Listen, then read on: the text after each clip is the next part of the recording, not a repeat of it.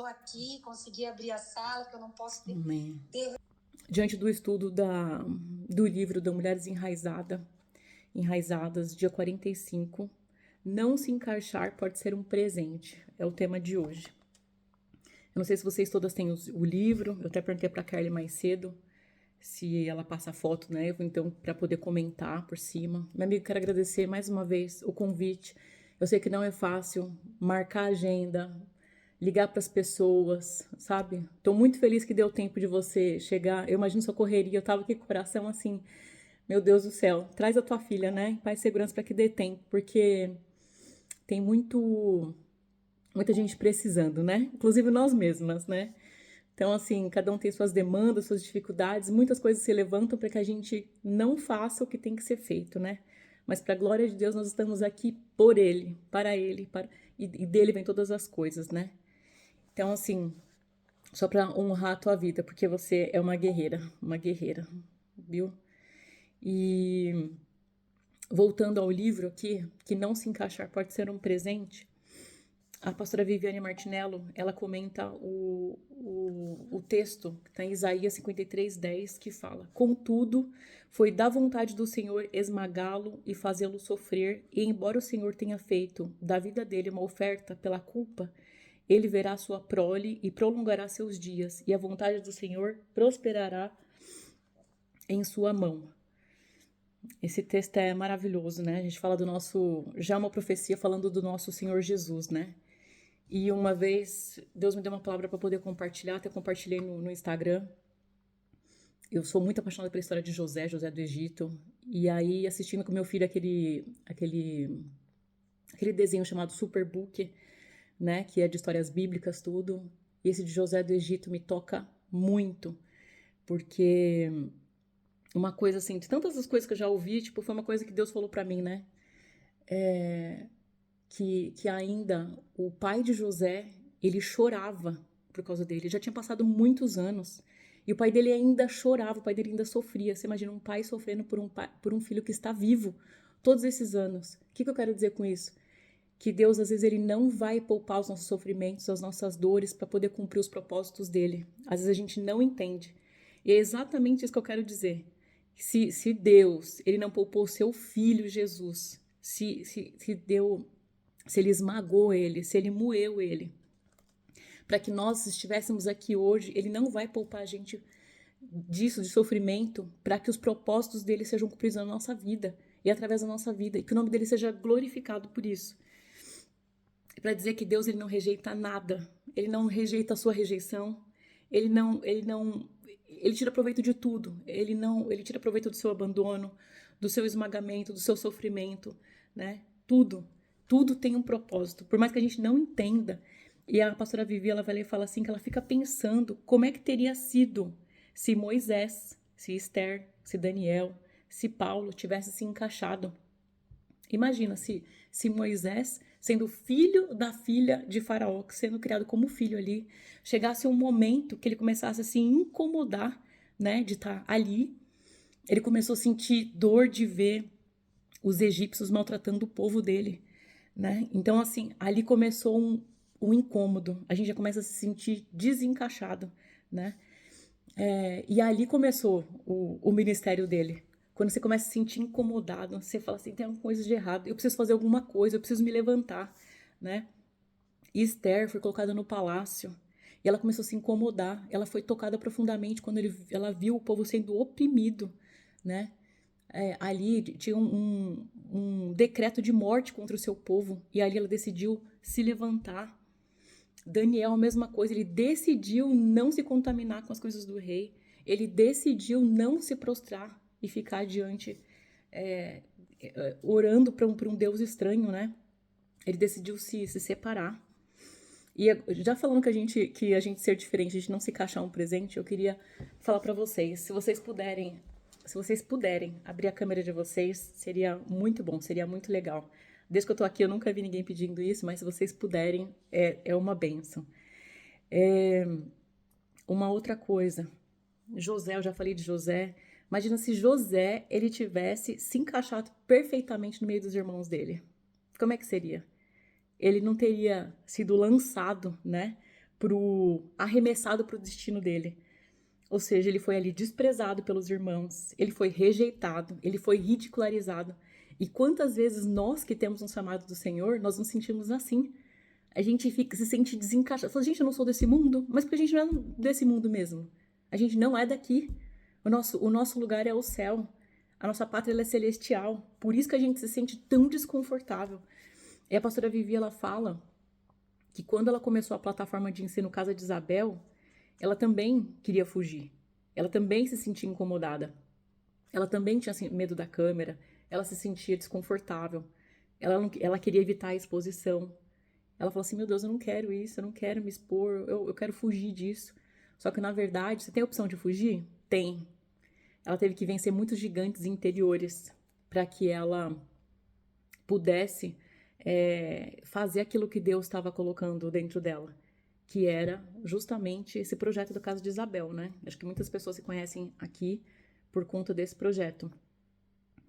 E ela, na verdade, ela não se encaixava, ela sentia que não se encaixava, porque, na verdade, Deus tem um plano, um projeto para cada um, e é diferente mesmo, né? É assim, é diferente. Por isso que a gente, às vezes, você vê que, às vezes, você quer ser cópia do outro, não vai, não flui, porque, na verdade, Deus tem algo específico para você.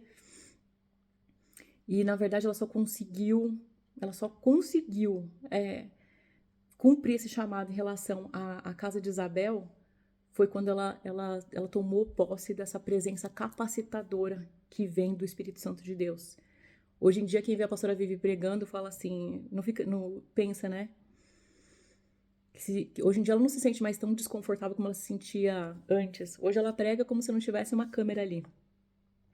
Mas, na verdade, Deus ele leva muito a sério a nossa transformação pessoal e a expansão do reino.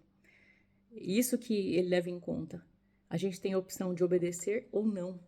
Mas se você desistir, se você não perseverar, você foi derrotado pelos seus gigantes interiores, né? Eu até ouvi uma palavra hoje falando assim, você tem a opção de ser movido pelo medo ou movido pela fé. Os dois são invisíveis.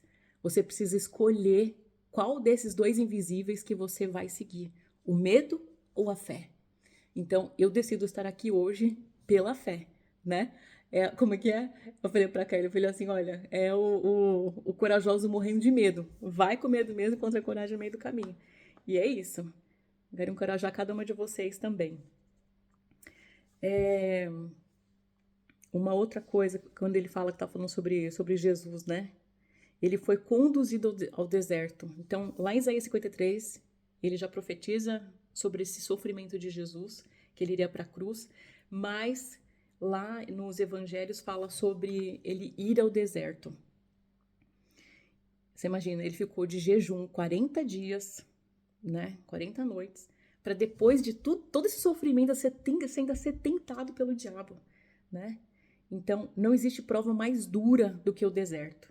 Eu lembro que uma vez eu estava passando por uma situação muito difícil anos atrás, e a palavra que, ao invés de não uma palavra de consolo, a palavra que Deus falou para mim foi o seguinte: e eis que te levarei ao deserto e falarei contigo. Eu falei, mas Deus, não pode falar daqui mesmo? Precisa me levar lá pro deserto?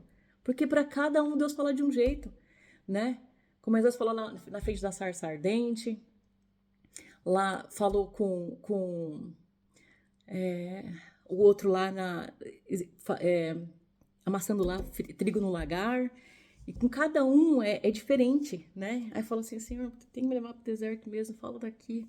Só que, na verdade, os nossos desertos, ele tem propósito, né? Se o próprio Jesus, depois de 40 dias de jejum, ele ainda foi tentado pelo diabo, gente, imagina a gente, né? E Moisés, no seu discurso de despedida, a caminho do deserto, ele fala assim que eles foram conduzidos a caminho no deserto por Deus. E durante esses 40 anos, Deus ele fez isso para poder humilhá-los e pô-los à prova, a fim de conhecer as suas intenções. Às vezes Deus permite esses desertos, essas provas, esses testes, para poder verificar como que está o nosso coração, qual que é a intenção do nosso coração. Ele queria ver se esse povo eles iam obedecer os mandamentos divinos, como está em Deuteronômio 8:2. Então, ele fez isso para quê? Para sustentá-los e para ensiná-los. E todo aquele sofrimento foi aproveitado para extrair deles um caráter aprovado. Essa era a intenção. O que Deus quer de nós é um caráter aprovado depois de ter sido testado, né? Porque Ele quer extrair o melhor da gente. Porque aquele povo não sabia honrar a Deus. E às vezes no meio da dificuldade vão te perguntar assim, cadê o seu Deus? Eu já passei por isso. Cadê o seu Deus? E aí que você vai ver se você vai largar Ele ou se você vai continuar. No meio da dificuldade, no meio das provas. Quando te perguntarem, cadê o seu Deus? Ele está no mesmo lugar, num alto sublime trono. É lá que Ele está, sabe? E ela vai lhe comenta também em Marcos 2:22 que ninguém põe vinho novo em vasilhas de couro velhas. Se fizer, o vinho arrebentará a vasilha, e o vinho quanto a vasilha se estragarão. Segundo o texto bíblico, o vinho novo deve ser guardado em um odre novo, por uma razão muito simples, para que ele possa expandir e preservar o conteúdo em condições apropriadas. O que isso quer dizer? O primeiro vinho é o vinho produzido através do esmagamento da uva. Quando você se deixa esmagar pelo processo de Deus, a ponto de ser aprovada no teste do caráter, o novo vinho é produzido na sua vida. E o novo vinho não se encaixa num velho arcabouço, porque ele sofrerá uma sensação de deslocamento. Ou seja, se um vinho novo for colocado num odre velho, você vai se sentir deslocado. E essa decisão, se você vai preservar a velha estrutura ou dar espaço para a nova, para você poder começar a expandir. E tem muitas mulheres que fracassam em cumprir o seu propósito porque resistem ao odre novo. Às vezes você começa a se sentir desconfortável porque Deus está derramando algo novo sobre você. É sobre você, não é sobre a tua irmã e tudo mais. É sobre você. Por isso que às vezes começa a se sentir desconfortável. Então, a gente não pode se acostumar com as vitórias do passado, as antigas maneiras de atuar, porque às vezes parece confortável. Não viva do passado. Aprenda com ele para ser capaz de seguir em frente. Adapte a novas estruturas para receber vinho novo e não se esqueça, se encaixar pode ser um presente. Então, só quis ressaltar as principais partes do texto que a gente vai começar aqui desenvolver. E uma coisa que me tocou muito de ontem para hoje, eu demorei muito para conseguir dormir essa noite, porque outras coisas começaram a vir na minha mente, e aí começou a vir na minha mente sobre a palavra dos remanescentes, né?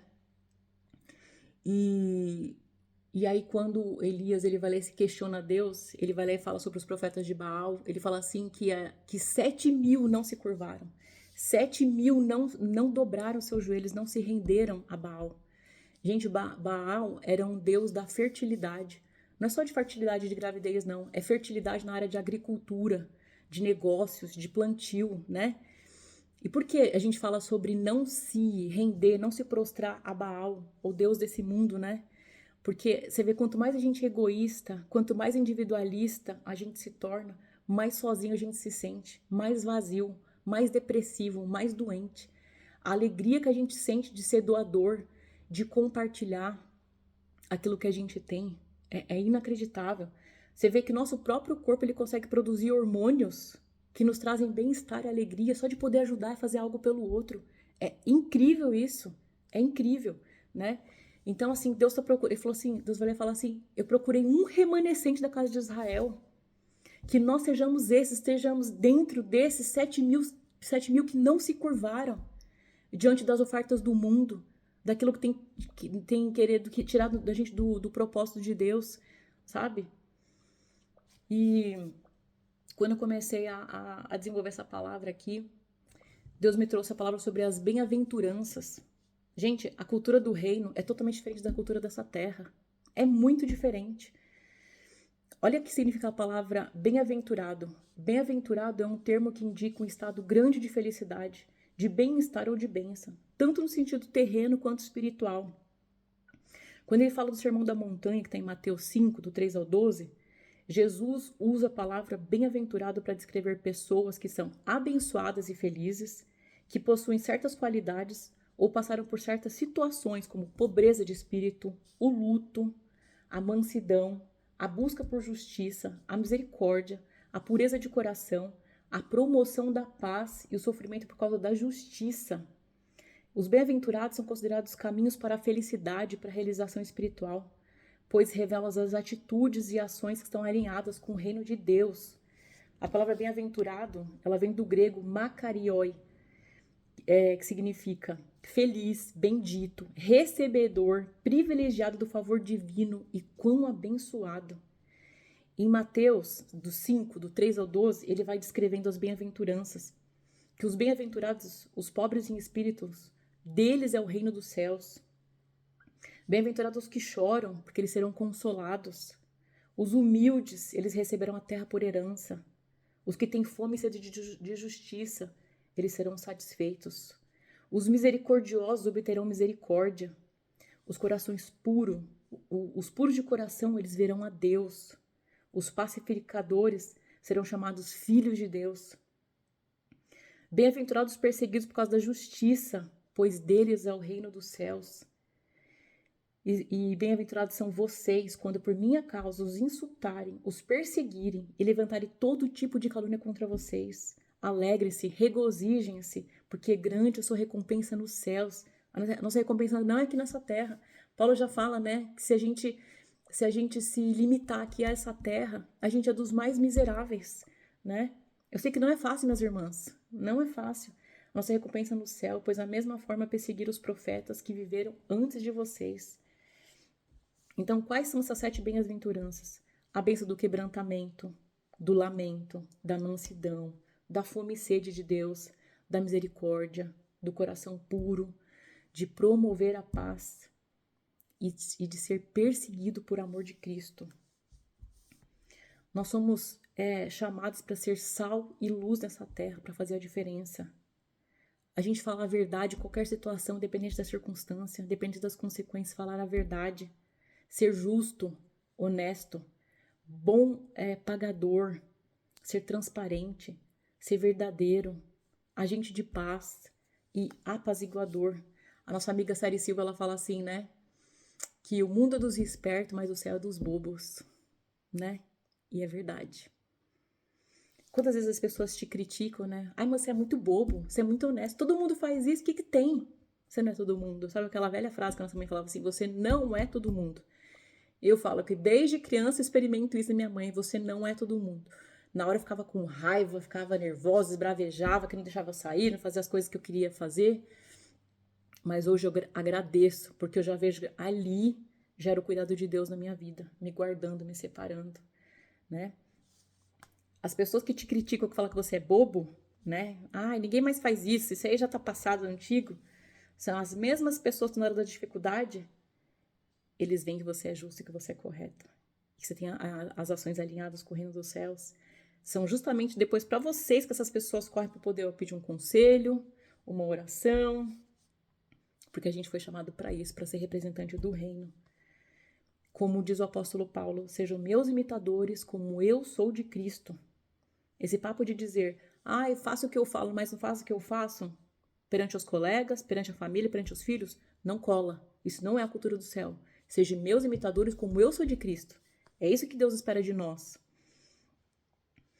E, gente, a gente tem tido a bênção de ter iluminação da palavra, desse conhecimento, essa mesa cada semana, de forma maravilhosa aqui. A gente precisa decidir quebrar com os padrões familiares que a gente tem visto os nossos familiares viver, sabe? A gente tem que ser a diferença. As mulheres que só reclamam, que não muda esse padrão de comportamento. Tipo, Deus não te fez para isso. Ele quer que você saia dessa rodinha de reclamação, de falar mal do marido. Porque quando você fala mal do marido, você tá falando mal de você mesmo. Porque vocês são uma só carne. As que são feministas, exigindo do marido o papel que é delas. Delas. Nós temos papéis totalmente diferentes um dos outros. Aquelas que carregam nas costas o papel que é dele, só para se encaixar nessa agenda desse mundo. Para parecer moderna. Escolha ser moderna, moda antiga. Não deixando os rudimentos antigos. porque depois a gente fica cansada, sobrecarregada, como se estivesse carregando um piano nas costas. A gente depois não aguenta esse peso, né? Quando a gente está debaixo do governo deles, a gente está protegida por eles. É como se a gente estivesse debaixo de uma árvore frondosa, com sombra. É experimentar descanso quando a gente aprende a viver debaixo do governo de Deus e do marido. Pessoas que falam mal do chefe, que só fazem as coisas quando eles estão vendo. Seja fiel, porque Deus está vendo. Deus está vendo o que você faz. A gente precisa ser a diferença. Quando você estiver numa rodinha do seu trabalho, onde você estiver, as pessoas estiverem falando besteira, elas precisam parar de falar quando você chega. Falou, opa, ela tá aqui, ela é crente, não, né? As pessoas precisam ser seu advogado, defenderem você perante os outros. A gente não ser agente secreto de Deus. As pessoas levarem um susto e falar assim, você é crente? Você é crente? Eu não sabia que você era crente. Nem parece. Gente, que vergonha. Imagina você trabalhar do lado de uma pessoa tanto tempo e falar assim, nunca percebeu que você era crente. E na verdade, a gente precisa ganhar as pessoas sem palavra, é só no nosso proceder, né? Então, se a gente é um sacerdote, povo eleito, santo, adquirido, embaixador de Cristo, representante do reino, as pessoas precisam perceber isso, mesmo que a gente não use palavras, só no nosso proceder mesmo. Eu achei engraçado que apareceu um vídeo pra mim ontem sobre, sabe aquele programa chamado MasterChef? De cozinha, tudo, disputa. E aí tinha uma menina cozinhando, e aí a outra veio correndo e falou pra ela bem assim, você pode me emprestar a sua manteiga? A menina ficou parada assim, olhando. E tinha 2 tabletes de manteiga na bancada dela. Ela deu uma olhada assim, ela fez assim, não, eu não vou te emprestar minha manteiga.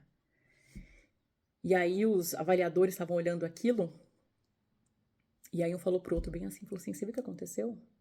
A menina pediu pra ela manteiga. Ela tinha 2 tabletes lá, e ela não emprestou. E na hora de perguntarem pra ela por que ela não emprestou, ela falou assim, gente, manteiga dá gosto nas coisas. Tem coisa que você coloca manteiga, às vezes um gosto a mais que tá na comida dela, eu podia perder o programa. E a menina pediu, uma menina pediu pra essa menina, e ela disse, fez assim com a cabeça. Tipo, eu não vou te emprestar. O outro competidor que tava lá, ele viu a cena, sem que a menina fosse lá pra não passar de novo a vergonha de ouvir 2 nãos, né? O que ela fez? Meu, vou ter que me virar com o que eu tenho, não vou pedir de novo. O rapaz chamou o nome dela, o outro concorrente, pegou, jogou a manteiga pra ela. Ela falou, nossa, muito obrigada. Gente, essa aí foi uma grande diferença. Porque eles às vezes não dão todos os ingredientes pra todo mundo pra ver se você tem esse espírito, né? De compartilhar, de dividir, de não ver só o seu, né? E aquela atitude daquele rapaz que não tinha sido pedido pra ele aquele favor, ele entregou a manteiga e falou assim, e aí um dos juízes, né, falou assim, nossa, acho que ele acabou de perder $250 mil, né, com essa manteiga que ele entregou. Aí ele falou bem assim, ele ouviu, ele falou assim, olha, eu prefiro ver ela ganhar do que eu acordar amanhã e não conseguir me olhar no espelho. E essa atitude dele, de tipo assim, tipo, eu não tenho medo. Saber que é Deus que te justifica, que você pode fazer a diferença, você não precisa temer. Você acha que se aqueles homens viram aquela atitude, são juízes dessa terra, será que o nosso juiz do céu não tá vendo uma atitude dessa tão simples, esse exemplo tão bobo, mas assim, tão tremendo? Naquela hora não foi o prato dele que fez ele vencer, foi a atitude dele perante esses juízes da terra. Imagina diante do Rei dos Reis, do Senhor dos Senhores, né? É tremendo. Eu quero também citar outro exemplo aqui. Uma vez eu vi um exemplo falando sobre a diferença entre o repolho, a mulher repolho e a mulher rosa, né? Que o repolho, ela nasce como se fosse uma flor, assim, aberta. Só que com os fragmentos, com as dificuldades, com os ventos, com as coisas, ela vai se fechando, né? E a rosa não, ela já nasce fechadinha e ela com os ventos, o tempo, as coisas, ela vai se abrindo. Mesmo que venha a abelha, venha outras coisas ali, ela vai se abrindo. Então que a gente escolha ser mulher rosa, né? Não repolho. Que diante das adversidades a gente vá se fechando, porque Deus ele quer usar cada uma das nossas experiências, das nossas dificuldades, né? para edificar a vida de outros também. A Kelly sabe que eu adoro essas coisas da natureza, planta, tudo. E esse final de semana eu tava na casinha da montanha da minha sogra, e aí a gente foi podar algumas plantas que cresceram, ervas daninhas, e me chamou uma atenção que eu nunca vi. Essa foi a primeira vez que eu vi. O pé dela de rosas, ali começando a dar botão, começando a querer nascer as rosas. Tinha em volta uma erva daninha, ela fazia a volta assim. Você imagina minha sogra, ela é suíça-alemã, para poder me explicar isso, eu entendi a explicação dela, né? Imagina. Ela falando assim, sabe qual que é a intenção disso aqui? É estrangular essa rosa. É tirar a força dela. Ela falou assim, ela é uma egoísta, ela não serve pra nada. Ela não produz nada, ela não dá flor, ela não dá fruta, não faz nada. Ela só tá aqui, ela se enrola na rosa para poder tirar a beleza dela, para tirar a força dela, para ela não dar flor, sabe? Então que a gente não seja dessas que só tira a força do outro, tira a beleza do outro. Não faz, não quer que o outro faça. Não cresce, não quer que o outro cresça. Não desenvolve, não quer que o outro desenvolva. Sabe? Então que a gente não serva essas ervas daninhas na vida dos filhos, na vida da família, na vida do marido, na vida, sabe? Que a gente seja a rosa e não essa erva daninha da rosa, que tá ali para poder estrangular, tirar o ar dela, o fôlego dela.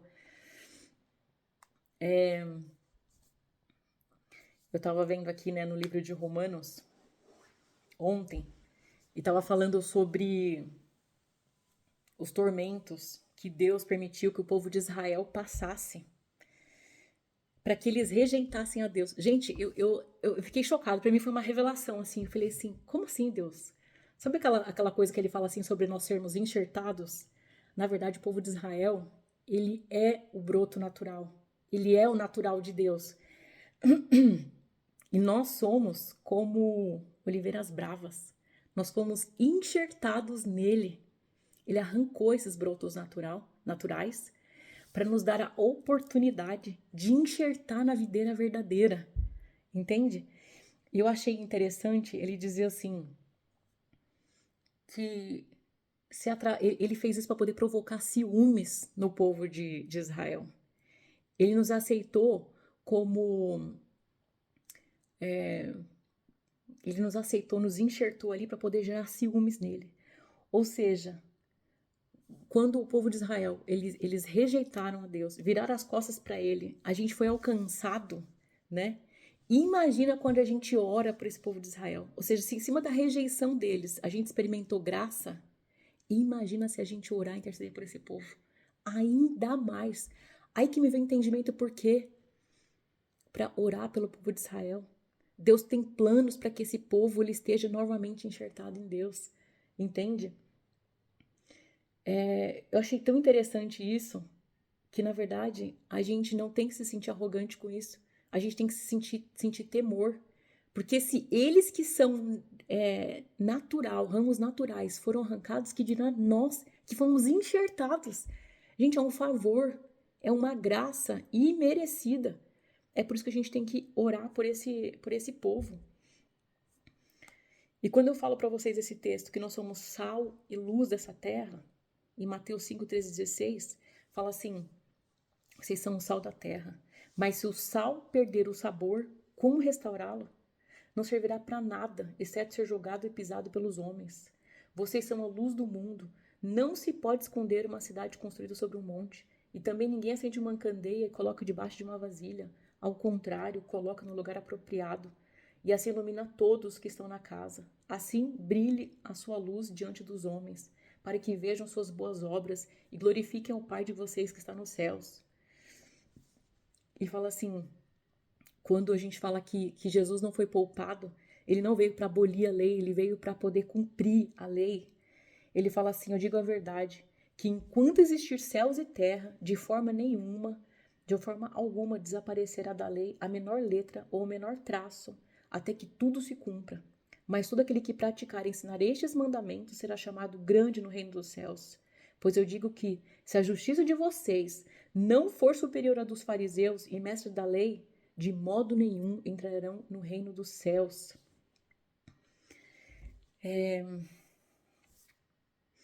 para que a gente se adapte ao novo, que na verdade não é tão novo, né? Que são conhecimentos milenares, a sabedoria bíblica que está disponível para nós, para todos, com a cultura do reino dos céus. Você vai ver que é um presente não se encaixar nesse mundo. A sua vida terá frutos e vai ter frutos diferentes daqueles que decidiram não viver aquilo que você decidiu viver. Eu quero falar para vocês a diferença entre o mundo e a cultura do reino dos céus. O mundo, ele fala de domínio e de controle. O reino dos céus fala sobre serviço e amor. O mundo fala sobre status, mas Deus fala sobre missão. O mundo fala sobre competição, corrida. O reino fala sobre compromisso e cooperação. O mundo fala sobre posição, mas o reino fala sobre disposição. O mundo, ele fala de autopromoção, mas no reino, a promoção é que promove o outro. Essa é a diferença. E na prática, como viver isso? No casamento, o marido lidera a esposa com amor sacrificial, Efésios 5:25. A esposa apoia com sabedoria, como a igreja de Cristo. E ambos se submetem ao temor de Deus, Efésios 5:21. E como que é se submeter na prática? É amar a Deus sobre todas as coisas, de todo o seu coração, de toda a sua alma, com toda a sua inteligência. Depois o seu marido, os seus filhos, a sua casa, a sua família, depois o seu ministério, os seus líderes, como está em Hebreus 13:17. Liderar sem busca de promoção humana. Por exemplo, e não pela imposição. Não por pessoas manipuladoras, imposturas, que não são de Deus, que é humana e carnal. 1 Pedro 5:2-3. E cuidar do nosso corpo, da nossa vida e da nossa mente. E ter um coração ensinável. Então, minhas irmãs, façam o que ninguém faz e viva como poucos, como os escolhidos vivem. Quando decida obedecer e ser diferença. Decida ser embaixadores de Cristo, aqui e salvos pela graça e pelo amor perseguidor de Deus. Ou seja, não se encaixar é um presente. Amém? Então é isso que eu queria falar para vocês hoje. Em nome de Jesus, eu sei que é muita coisa. Para mim também, você imagina que eu não conseguia dormir, porque é tanta coisa na minha cabeça. Eu falei, Jesus amado, tem misericórdia, como é que eu vou falar tudo isso? Mas deu tempo, é até rápido, eu tô chocada. Deus é bom, glória a Deus. Tô aberta aqui pra gente conversar, pra gente compartilhar, tá bom? Deus abençoe, minhas irmãs, em nome de Jesus. Obrigada, minha amiga. Obrigada.